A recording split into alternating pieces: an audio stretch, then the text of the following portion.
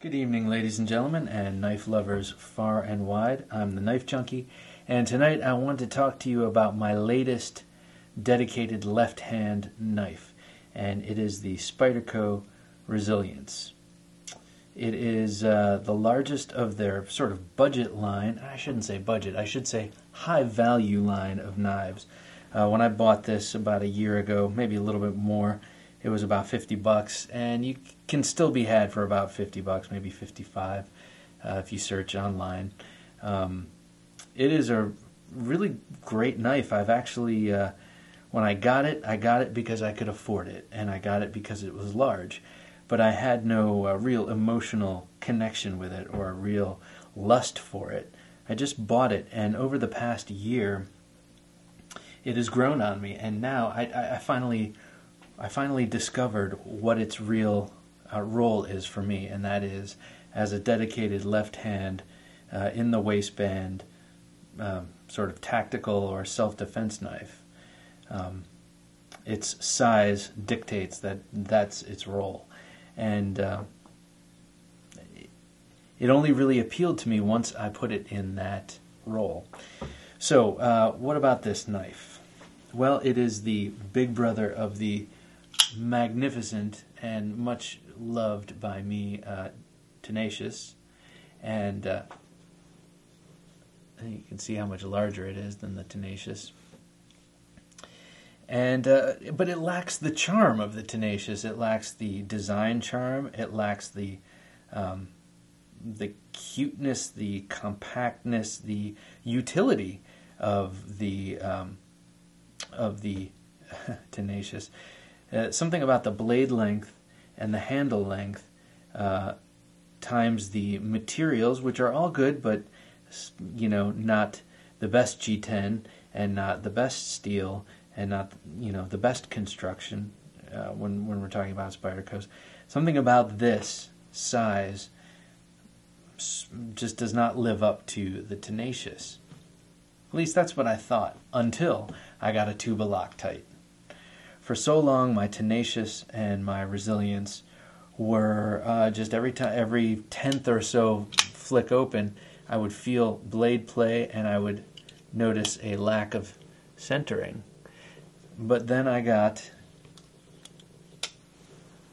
Loctite and realized that I could fix that problem. And ever since I got the Loctite, and ever since I put this in a left-handed roll, I'm loving the Resilience. Now it's a big, intimidating, and useful blade to me.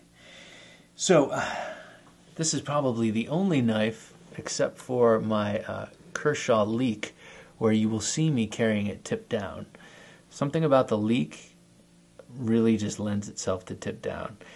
When you put the tip up on a Leek, you have way too much knife sticking out of your pocket, and it kind of throws the balance off in a weird way. With this knife, whenever I would tote this right-handed, I would keep the pocket clip on this side and have it tip up, because that's how I naturally draw. I draw the knife out, I flip it open when I'm right-handed.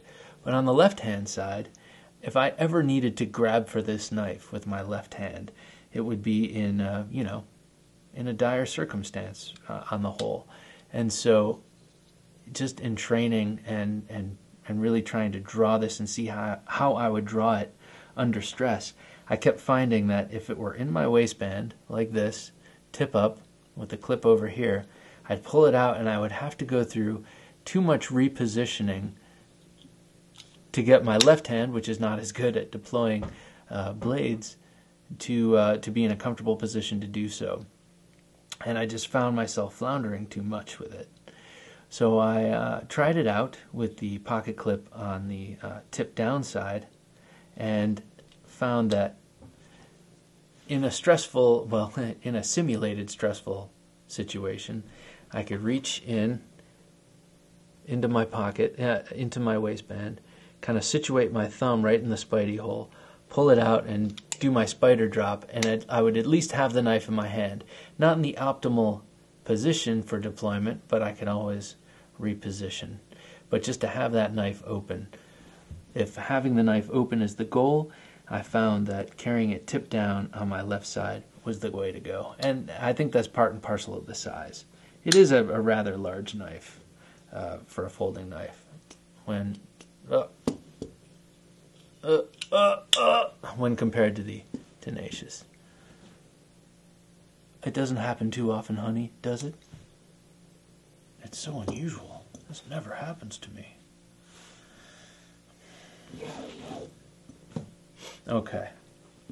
So, about this knife. It's just a hair shy of 4 1/4 inches. It's 8CR13 MOV. It's made in China. That's what makes it so affordable. You still have the Spyderco logo. It's not a bird, thank God. And I don't mean thank God. I think birds are cool. Something about that deployment hole really turns me off, though. I just do not like the shape of it. You have G10 handle scales that are moderately textured, not quite as nice as my paramilitary 2, but I paid a whole lot more for my paramilitary 2.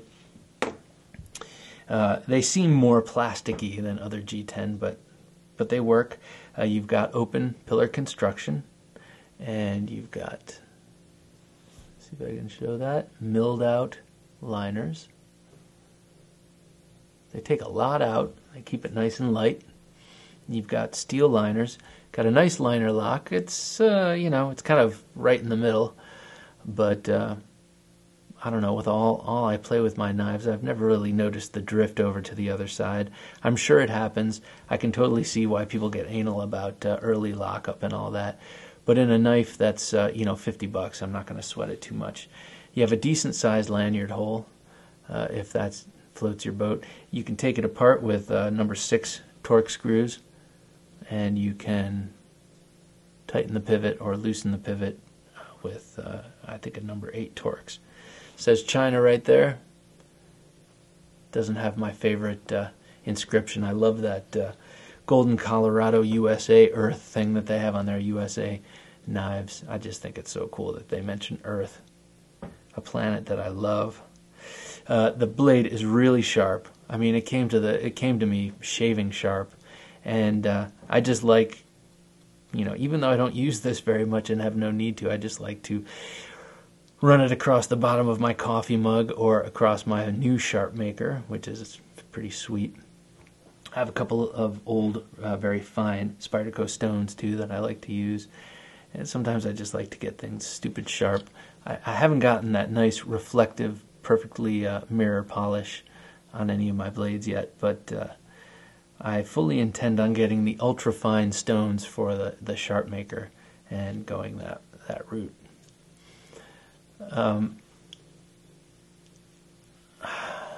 Do I recommend this knife?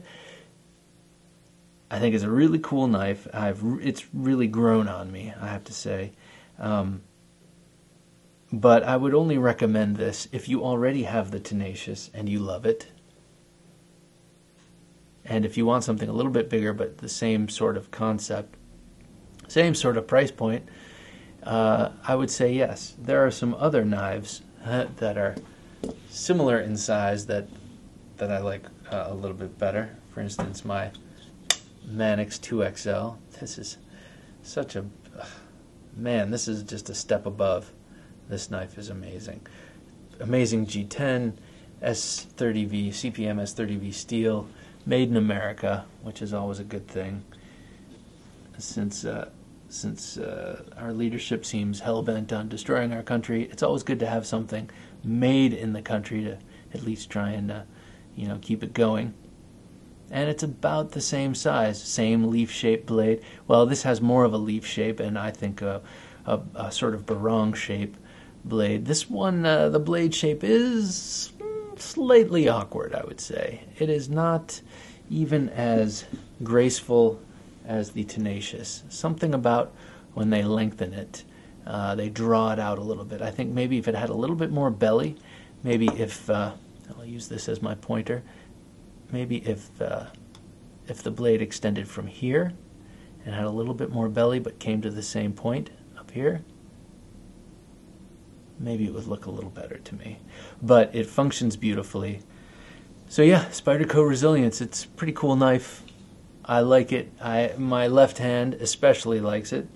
This is Jebediah. This is Johnson. Jebediah likes the Resilience. It fits nicely. It's got this nice jimping right here, which is sort of like a step pattern. And it's got this, it looks like 12.5 millimeter opening hole. Maybe it's 13. The lock is nice. Flips open nicely. The detent is good. I would say, get some of that Loctite. Put it in the pivot. Get it right where you want it so you can flip it open. Leave it alone for 24 hours, and I have not had any blade drift or any play. If you grab it way at the very end, you can kind of almost flex the blade, it feels like. But you're not flexing the blade, you're actually just stressing the pivot. But no actual blade play either way. I've probably spoken too long on this, my favorite subject of knives. So I will leave you with Spyderco Resilience. If you have $55 rattling around in your pocket, I say go get one. If you don't like it, give it to your girlfriend or sell it. It's an awesome knife.